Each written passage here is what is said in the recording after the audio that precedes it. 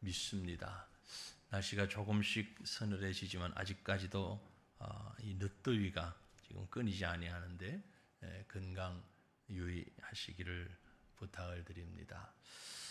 지금 이 순간 만약 여러분의 두 눈이 갑자기 보이지 않는다, 한번 가정해 보십시오.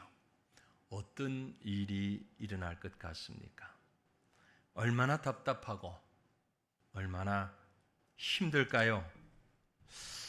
우리 중에 꼭 시력만이 아니라 갑작스러운 질병으로 인하여 어려움 당하고 고통당하는 일들이 종종 있습니다. 참 안타깝고 힘들지요. 그런데 또 하나님의 능력으로 그 문제가, 그 질병이 치료되고 혹은 보지 못하던 눈이 다시 보게 되었을 때 그 기쁨, 그 감격 어떨 것 같습니까? 그냥 아무리 설명해도 직접 경험해 보지 않은 사람은 그 환희와 기쁨을 알 수가 없을 것입니다. 혹 여러분 가운데 그런 경험들이 있으십니까? 저는 여러 번 그런 경험들이 있습니다. 일찍이는 군 생활을 할 때에, 군 부대에 들어가서 훈련을 받을 때에 입대 전부터 중이염을 심하게 앓으면서 아주 베개가 흠뻑 젖을 만큼 이 농이 나와가지고 치료를 하다가 갔는데도 해결이 안 되고 쏨을 한참 집어넣고 그렇게 훈련을 받고 하다가 훈련병 때 말이죠. 너무 힘들고 아파서 잠잠해서 하나님 앞에 정말 그때 간절히 기도했습니다. 그 다음날 훈련하는 도중에 무언가 좀 느낌이 이상해서 이 딱딱하게 말라 있는 솜뭉치를 뺐는데 길쭉하게 무언가를 빠져나오더니 깔끔하게 흔적도 없이 깨끗하게 순간적으로 나았던 그런 경험이 있습니다. 밤에 하나님 앞에 엎드려 기도할 때 그 고된 훈련병 생활 가운데서도 하나님, 이건 너무 고충스럽고 지금 내가 훈련 받으면서 이것 때문에 도저히 안 되겠습니다. 하나님 어떻게 해결해 주십시오. 간구했더니 즉각적으로 하나님이 그 다음날 싹 고쳐주시는, 정말 세상에 이런 일이 하나님이 하시니까 이런 일들이 일어나는구나. 그 이후에 참 많은 일들이 제 삶 속에서도, 죽음 앞에서도 하나님이 건져주시고 여러 가지로 응답하시던 장면들이 생각이 납니다. 여러분, 오늘 우리가 읽었던 본문 말씀에 정말 놀랍고 감격적인 한 사건이 기록되어 있습니다. 태어나면서부터 앞을 보지 못하던 맹인이 예수님을 만나서 눈을 떴다는 그런 사건입니다. 여러분, 믿어지십니까? 보세요. 믿기 어렵죠. 믿어지세요? 안 믿어지세요? 아니, 세상에 사실입니다. 나면서부터 소경된 사람이 예수님을 만남으로 그 눈이 밝혀졌습니다. 성경이 기록하고 있습니다. 여러분의 머리로, 여러분의 이성으로 믿을 수 없을 것 같은데 라는 생각을 하고 계시는 줄 잘 아는데, 성경은 분명히 이 사건이 있었다라고 기록하고 있습니다. 하나님의 말씀인 성경은 거짓을 기록하지 않습니다. 인정하십니까? 아직 잠이 덜 깨셔서 그런지 반응이 없으세요. 믿느냐 해도 안 믿느냐 해도 반응이 좀 있어야 믿습니까? 안 믿습니까? 믿으십니까? 잠은 깨셨습니까? 오늘이 며칠입니까? 지금이 겨울입니까? 여름입니까? 지금은 8월 31일입니다. 하나님의 역사인 성경은 말씀대로, 기록된 대로 실제 팩트, 사건인 줄 우리는 믿습니다. 나면서부터 맹인된 사람이 예수님 만나면서 눈을 떴습니다. 예수님이 이 땅에 오셔가지고 여러 가지 사역을 하실 때에 정말 놀라운 일들이 너무너무 많이 있었어요. 특별히 사역 초기에 3년 가운데서도 사역 초기에 많은 사람들의 관심과 시선이 더해지면서 집중하면서 예수님이 가시는 곳마다 인산인해 사람들이 따르면서 그게 정말 보도 듣도 못했던 일들이 일어납니다. 많은 사람들이 신나는 경험을 했습니다. 그들 가운데 어떤 자는 분주한 사람도 있었고 어떤 사람은 또 시간이 한가한 사람들도 있었겠지만 아무튼 많은 사람들이 주님을 따릅니다. 그러던 어느 날 여느 때와 마찬가지로 예수님이 길을 가고 계시는데 날 때부터 전혀 세상을 본 적이 없는 사람이 예수님이 지나가신다는 소식을 듣고 외쳐서 주님 앞에 나옵니다.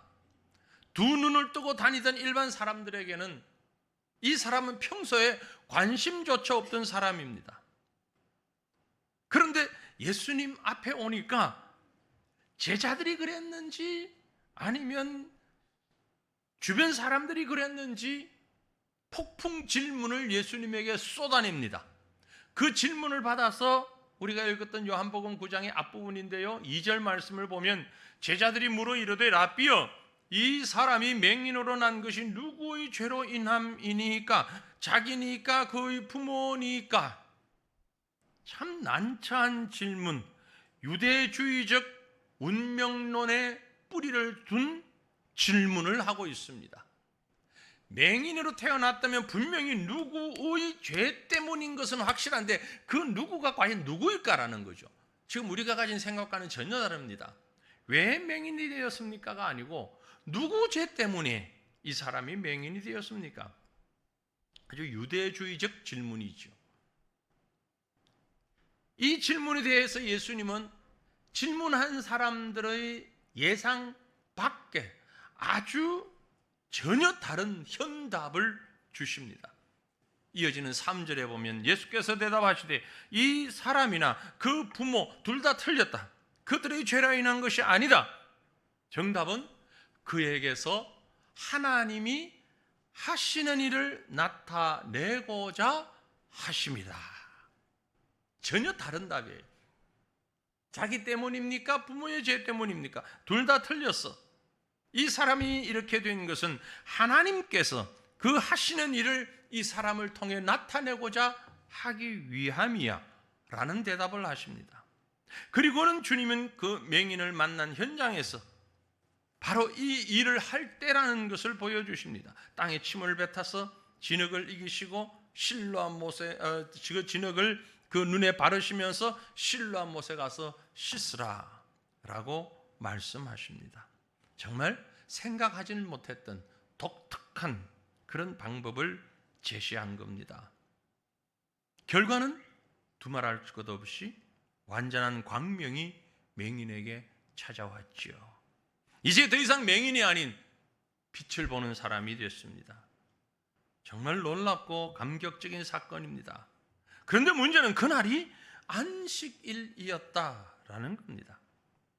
안식일에 일을 할 수 없다는 하나님의 율법을 어겼다는 사실을 문제 삼아서 바리새인들은 이 맹인이 눈을 뜬 것 자체는 뒤로 해놓고 이제 그 사람과 부모까지 불러서 사건의 전모를 파헤치며 예수님을 책망하려는 조준점을 맞추고 있는 것입니다.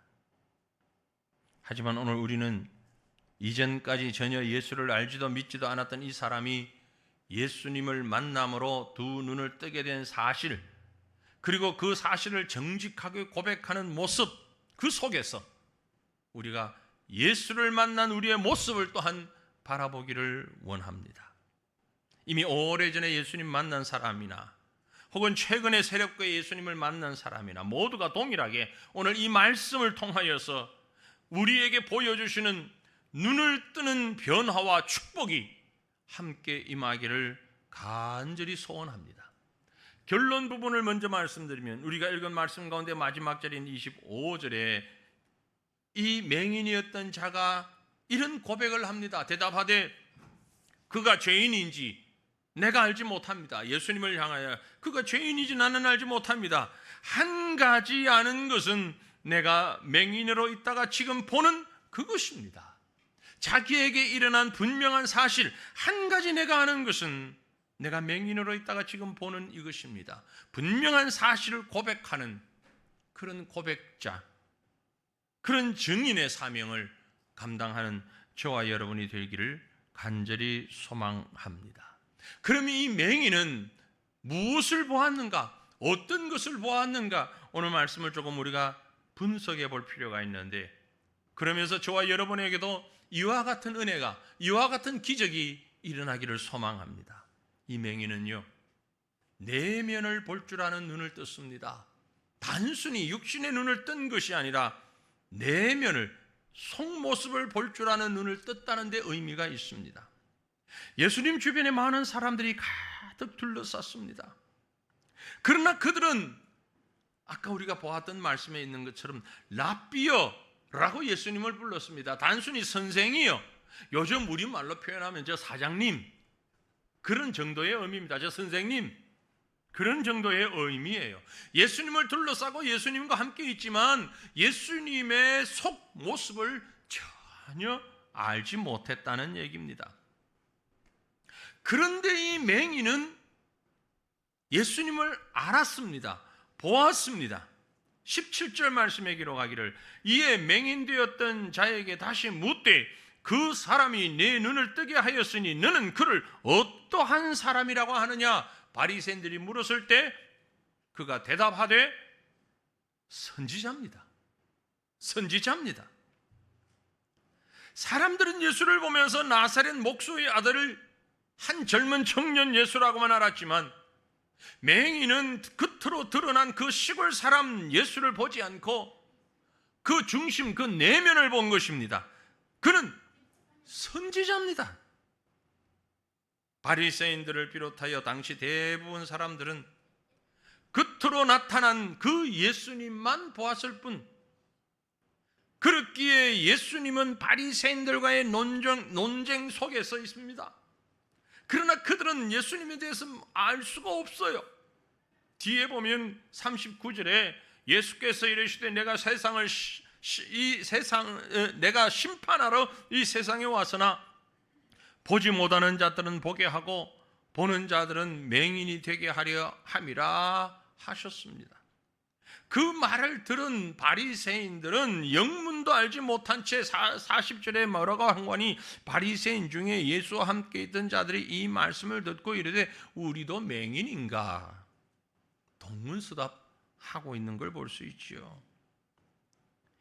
바리새인이 누굽니까? 말씀을 아는 전문가들입니다. 하나님의 종이라고 하는 자들입니다. 율법을 누구보다도 잘 안다는 사람입니다. 그런데도 그들은 예수님을 보며 몰랐어요. 그가 누군 줄을. 예수님이 하시는 말씀을 전혀 엉뚱하게 듣고 있어요. 하지만 이 맹인은 눈을 뜨고 난 다음에 예수님을 선지자인 줄로 알았습니다. 내면을 볼 줄 알았다는 얘기입니다. 주님을 진정으로 만난 자들은 겉모양이 아니라 그 속모양을 보는 눈을 가지게 됩니다. 이건 투시 만원경처럼 어떤 물리적인 작용이나 혹은 신비로운 능력으로 인한 게 아닙니다. 가끔 우리 성도들 가운데 투시의 은사를 받았다고 말하는 분들이 있는데, 여러분 속지 마세요. 그런 은사는 없어요. 그건 한마디로 사탄의 장난에 속아 넘어가고 있는 겁니다. 저도 그런 얘기를 들었습니다. 뒤에 앉아가지고 어느 권사님이 딱 보니까 오늘 전도사님 머릿속에 별 이상한 생각이 다 들어있는데 회개하라고. 아니, 기도하러 왔으면 자기 기도하지 다른 사람 뒤통수는 왜 쳐다보고 왜 그게 이게 있니 저게 있니 그런 얘기를 합니까? 그것뿐만이 아니라 사람들을 보면서 내가 기도했더니 당신은 이런 일을 할 거야 저런 일. 그건 점쟁이들이나 하는 얘기지. 그런 얄팍한 사탄이 꿰매 넘어가지 마세요. 투시의 은사? 성경 어디에 그런 은사가 있습니까? 근거는 없어요. 다른 사람의 생각을 안다, 다른 사람의 영적인 상태를 안다, 현혹되지 마시기를 바랍니다. 마귀 장난입니다. 여기서 말하는 속을 본다는 얘기는 영적 시각을 가지고 본다는 그런 의미인 것입니다. 예수님은 사람을 볼 때 겉으로 보지 않으시고 속을 보셨습니다. 사람들은 막달라 마리아를 볼 때에 뭐라고 인정했냐 보면 창녀여 7 귀신 들린 여인으로 보았습니다. 그러나 예수님은 달랐어요. 막달라 마리아의 중심을 보셨습니다. 그리고 그를 사랑하셨고 그를 구원해 주셨습니다. 예수님의 무덤에 제일 먼저 찾아간 사람이 누굽니까? 바로 그 막달라 마리아였습니다. 예수님이 십자가에 못 박힐 때 모두 다 도망갔지만 끝까지 예수님의 죽음을 지켜본 사람이 바로 그 막달라 마리아였습니다. 하나님은 겉만 보시는 분이 아니라 중심을 보시는 분이라고 성경이 말씀하고 있어요. 우리가 잘 아는 말씀이죠. 사무엘상 16장 7절에 여호와께서 사무엘에게 이르시되 그의 용모와 키를 보지 말라. 내가 이미 그를 버렸노라. 내가 보는 것은 사람과 같지 아니하니 사람은 외모를 보거니와 나 여호와는 중심을 보느니라. 사람은 외모를 보지만 나는 중심을 본다.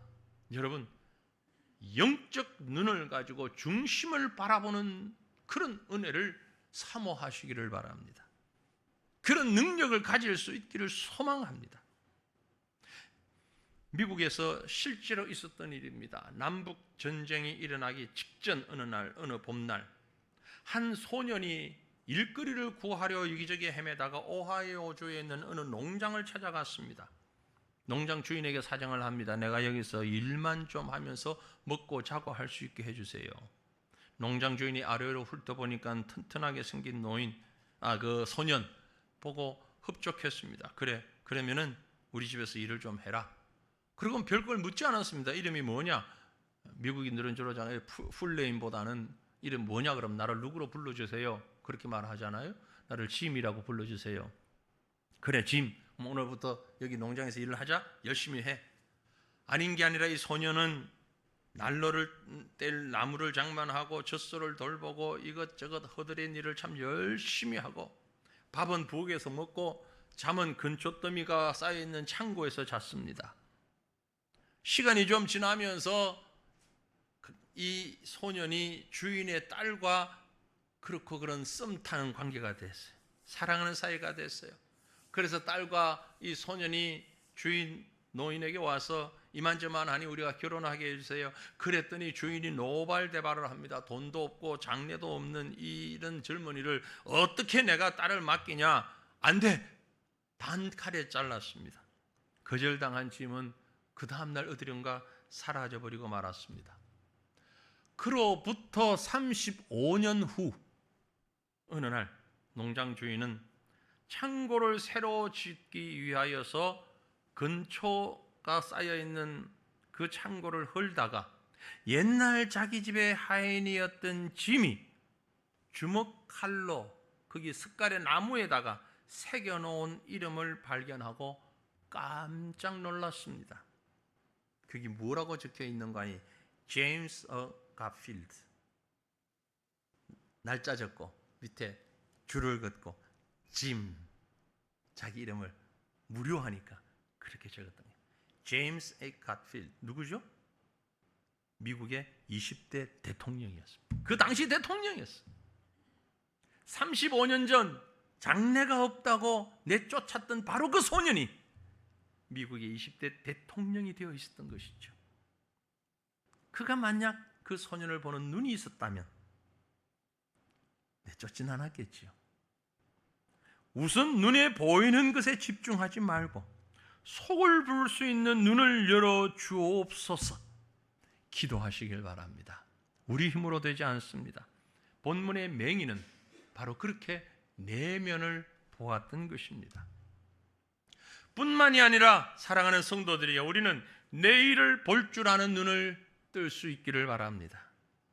이 맹인은 육신의 눈만 뜬 것이 아닙니다. 내일을, 미래를 볼 줄 아는 눈을 떴습니다.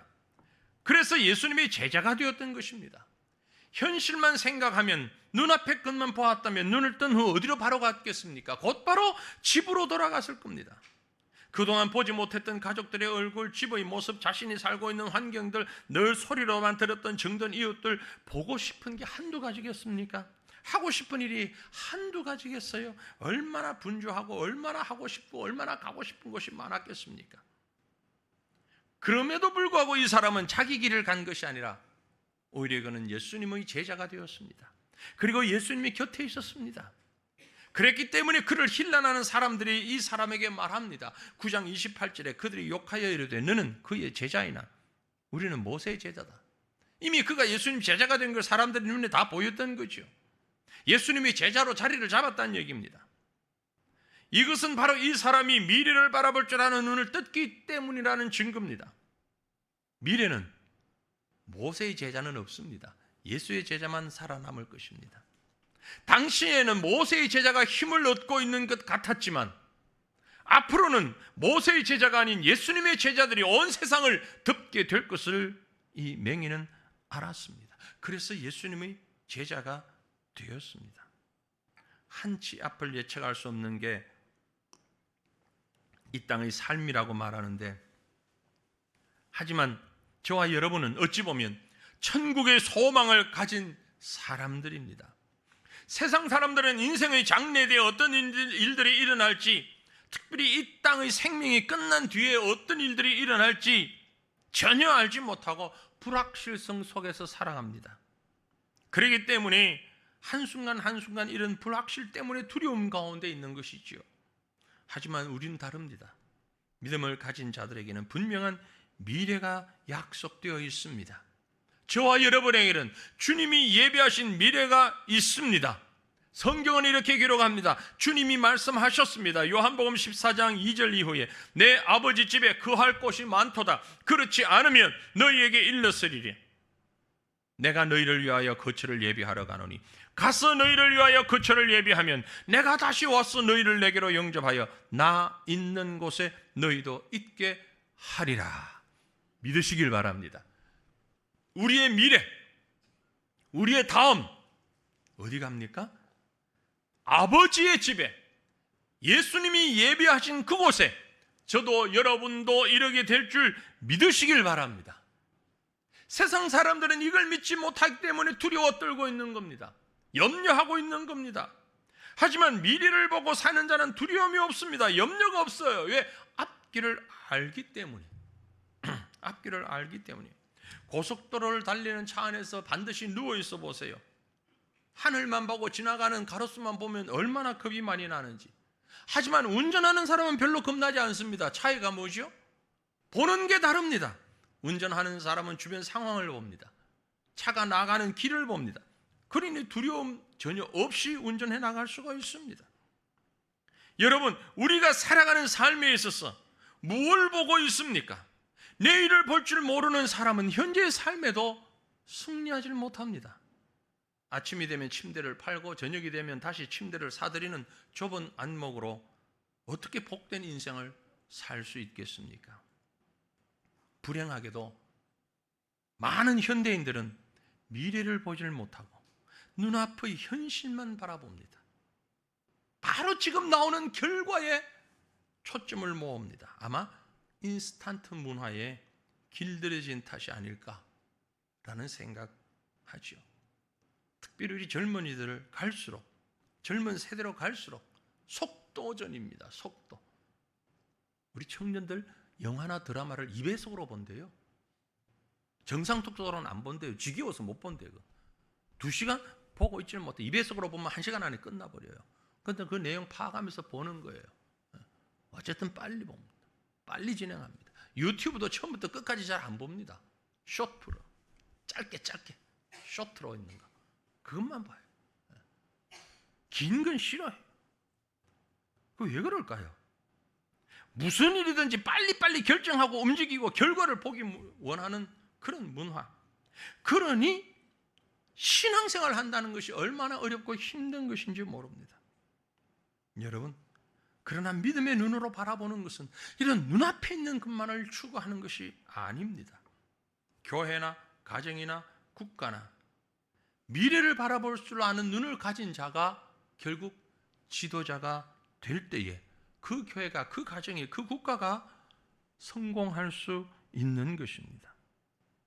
내일을 보는 눈을 뜨기를 바랍니다. 주님께서 신뢰한 못에서 능력으로 역사하여 주셔서 내일을 보는 눈을 뜨게 하여 주옵소서.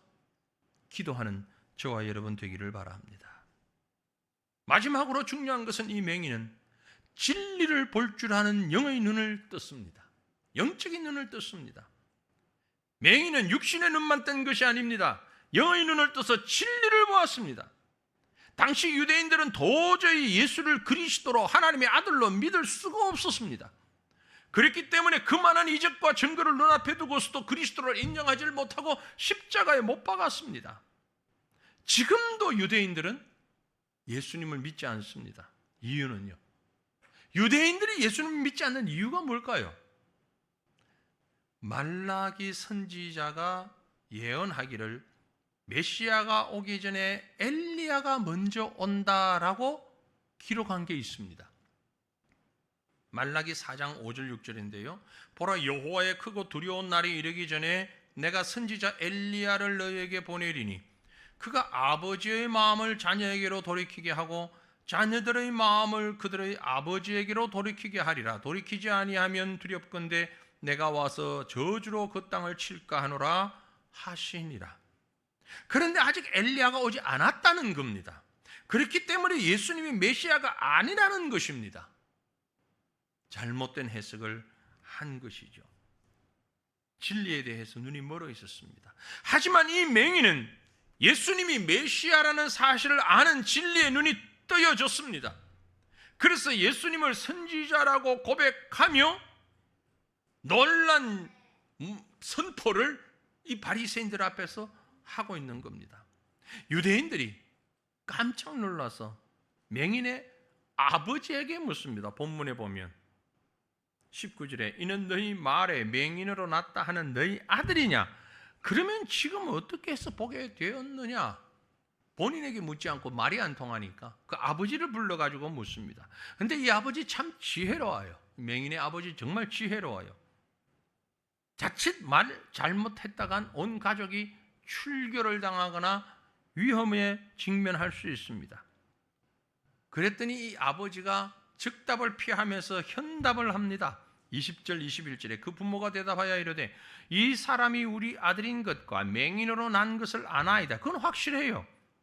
그러나 지금 어떻게 해서 보는지 또는 누가 그 눈을 뜨게 하였는지는 우리가 알지 못하나이다. 그에게 물어보소서. 그가 장성하였으니 자기를 말하리이다. 애가 아니잖아요. 어른이에요. 태어날 때 맹인이었고 우리 아들이고 그거 두 가지는 확실합니다. 그런데 어떻게 해서 눈을 떴는지는 다 컸으니까 본인에게 물어보세요. 아주 현명한 답을 하죠. 바리새인들은 좀 더 분명히 다짐하고 예수님의 능력을 부인하고 싶었습니다. 그래서 예수님이 하신 일이 아니라고 때를 써보고 싶었던 거죠.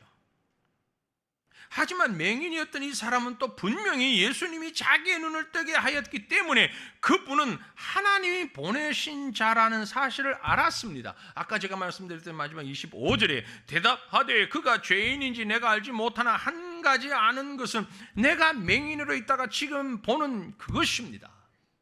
사실을 사실대로 얘기하고 있는 거예요. 사실을 사실대로. 그리고 뒤에 가보면 32절 이후에 창세 이후로 맹인으로 난 자의 눈을 뜨게 하였다함을 듣지 못하였으니 이 사람이 하나님께로부터 오지 아니하였으면 아무 일도 할 수 없으시리이다. 그에게는 일생에 처음 처해보는 정말 공포스러운 분위기였을 것입니다. 어마무시한 사람들 앞에 서 있으니까요. 하지만 진리를 말하는 데는 조금도 겁을 내지 않았습니다. 담대하게 사실을 그대로 말하는 모습을 볼 수 있습니다. 이것은 그가 진리의 눈을 떴기 때문에 가능한 일입니다. 그래서 당당하게 자기 소신을 말할 수 있었던 것이지요. 이 맹인이었다가 눈을 뜬 사람은 처음에는요 예수님을 사람이라고 고백을 했어요. 여기 나오질 않습니다만은 앞에 보면 11절에 대답하되 예수라 하는 그 사람이, 그죠? 성경에 보세요. 11절에 예수라 하는 그 사람이 라고 했어요. 그러다가 17절에 보면은 이에 맹인되었던 자에게 다시 묻되 그 사람이 내 눈을 뜨게 하였으니 너는 그를 어떤 사람이라 하느냐 대답하되 선지자입니다. 처음에는 사람이라, 그 다음에는 선지자라. 그랬던 사람이 33절에는 창세 이후로 맹인으로 난 자의 눈을 뜨게 하였다 함을 나는 듣지 못하였으니 이 사람이 하나님께로부터 오지 아니하였으면 아무도 이 일을 할 수 없습니다. 하나님께로부터 온 사람입니다. 일반적인 사람이었다가 선지자였다가 하나님께로부터 온 사람이라고 점점 확신에 다가가는 모습을 볼 수 있습니다. 유대인들의 문화 속에서 아주 오묘하게 유대인들의 문화 속에서 저주를 의미하는 단어가 몇 개 있습니다. 한국 문화 가운데 사자를 싫어하지요. 그죠? 아무 이유 없이 사자를 싫어하잖아요. 이유는 뭐예요?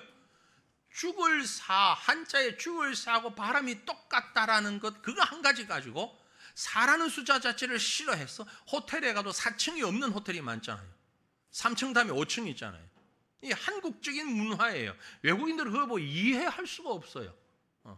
정말 바보 같은 생각인데 어떻게 해요? 그렇게 생각들 하고 있는데 유대인들의 그 바보 같은 생각 속에 뭐냐면은 저주를 연상시키는 명사 단어가 3개를 꼽으라면요, 침, 흙, 맹인이에요.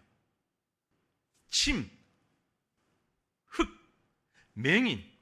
이건 저주스러운 단어라고 생각을 했어요. 그런데 예수님은 지금 이 맹인의 눈을 뜨게 하면서 침을 뱉어서 흙을 이겨서 맹인의 눈에 발라서 실로암에 가서 씻으란 말했잖아요. 너희들이 알고 있는, 인간적으로 알고 있는 모든 저주를 다 모아놓은 겁니다. 예수님은 십자가를 향하여 지나가던 사람들이 침을 뱉었다 그랬잖아요. 에덴 동산에서 하나님께서 아담을 벌하실 때 너는 흙이니 흙으로 돌아가라, 그 말씀 때문에 침, 흙 이런 것들은 저주를 나타내는 거예요. 맹인은 앞에서 말씀 우리가 본 것처럼 자기 죄 때문입니까? 부모 죄 때문입니까? 아무튼 누구의 죄 때문에 저주를 받은 표시가 맹인이라고 생각했던 거죠. 아주 잘못된 거죠. 그런데 주님께서는 그걸 싹 모아가지고 뭐라고 말씀하셨는가 하니 실로암 못에 가서 씻으라. 실로암은 무슨 뜻입니까? 보내심을 받은 자라는 뜻이에요. 예수님으로부터 보내심을 받은 자가 회복과 치료를 받는 현장, 그게 바로 실로암이었어요. 맹인은 실로암의 의미를 알았습니다. 왜냐하면 이 실로암은 유대인들 가운데 창세기 49장에 실로, 이사야 8장 6절에 실로암 모두 예수님을 메시아를 상징하는 말이거든요. 그 못의 이름이 실로암이었어요. 그래서 그곳에 가서 씻으라고 했던 거죠. 밤낮으로 물이나 길어다니던 실로암이 이제 자신의 저주를 깨끗이 씻어주는 그런 물이 될 줄은 몰랐던 겁니다. 이런 체험을 하면서 맹인은 예수님이 보통 사람이 아니라 하나님으로부터 온 사람, 하나님이 보내신 선지자요 메시아라고 하는 고백을 하게 된 것입니다. 영적 눈을 떴기 때문에 할 수 있었던 것입니다. 영국의 유명한 저술가 중에 한 사람이었던 존 밀턴이라고 하는 사람이 있습니다. 캠브리지 대학을 졸업한 엘리트인데요. 존 밀턴 대표적인 작품이 뭐죠? 신라권이라는 책을 썼던 사람입니다. 영국의 종교 개혁을 위해 헌신했던 그가 오늘 성경에 본문에 있는 사람과 반대로 글도 쓰고 일반 생활을 하던 그가 52살의 앞을 보지 못하게 됐습니다. 갑자기. 그런데 52의 앞을 보지 못하는 상태에서 15년 이후인 67세의 신라곤이라는 대작을 남겼습니다. 많은 사람들이 이 책을 읽었죠. 이 존 밀턴이 그런 얘기를 했습니다. 맹인이 된 것이 비참한 것이 아니다. 어둠을 이겨낼 수 없다고 생각하는 것이 비참한 것입니다. 나는 육의 눈이 멀은 후에 영의 눈을 떴습니다. 그리고 이 엄청난 작품을 썼던 거죠. 사랑하는 성도들이여, 영의 눈을 열어 자신을 보기를 원합니다. 여러분 자신의 삶을 돌아보기를 바랍니다. 바로 보는 자는 바른 길을 가게 되어 있습니다. 그리고 모든 것을 바라보고 이해하는 자는 두려워하지 않는다고 말씀드렸습니다. 예수 그리스도를 보시기를 바랍니다. 예수 그리스도를 만남으로 눈을 뜨는 은혜가 함께 있기를 원합니다. 주님을 만났음에도 불구하고 아직도 그 눈을 뜨지 못한 채 세상 사람들과 똑같은 모습으로 눈앞에 있는 것만 바라보며 세상적인 것만을 바라보며 살아가는 자가 아니라 영의 눈을 뜨게 될 때에 우리에게 띄어진 그 영의 눈을 통하여서 예수님을 보고 영혼을 바라보는 그런 시각을 가질 수 있기를 바랍니다. 우리가 믿는 기독교의 신앙은 겉모양이 아닙니다. 내면을 바라보는, 진리를 아는 영의 눈을 뜨는, 그래서 현재만이 아니라 미래를 바라보고 영원한 구원의 은혜를 바라보고 오늘 주어진 현실을 살아가는 그런 능력이 바로 우리가 믿는 기독교 신앙인 것입니다. 많은 기독교인들 가운데서도 눈앞에 있는 것만을 바라보면서 좀 더 고급스럽고 좀 더 편안하고 좀 더 세련된 것만을 추구하면서 심지어 내가 신앙생활하는 교회까지도 내가 만나는 성도들까지도 세상적인 눈에 보이는 그것에 매료되어서 거기에 묶여서 그 기준을 가지고 헤어나지 못한다면 그는 여전히 눈을 뜨거나 맹인의 자리에 머물러 있는 사람인 것입니다. 육신의 시력을 가지고 자랑하지 마십시오. 육신의 시력을 가지고 걱정도 하지 마십시오. 이 시간 이 말씀을 보면서 이 맹인이 예수님을 만남으로 영의 눈을 떴던 것처럼 오늘 저와 여러분이 예수 그리스도를 통하여서 믿음의 눈을 뜨고 예수 그리스도가 누구이신지 그리고 그를 따르는 저와 여러분이 가야 할 길이 어떠한 길인지를 다시 한번 생각하고 그 길을 나아가는 눈뜬 광명의 길을 향하는 믿음의 사람으로 살아가는 저와 여러분 되시기를 주님의 이름으로 축원합니다. 기도하시겠습니다. 우리 한 마음으로 기도할 때 하나님 우리에게 믿음의 눈을 뜨게 하여 주시옵소서. 생명의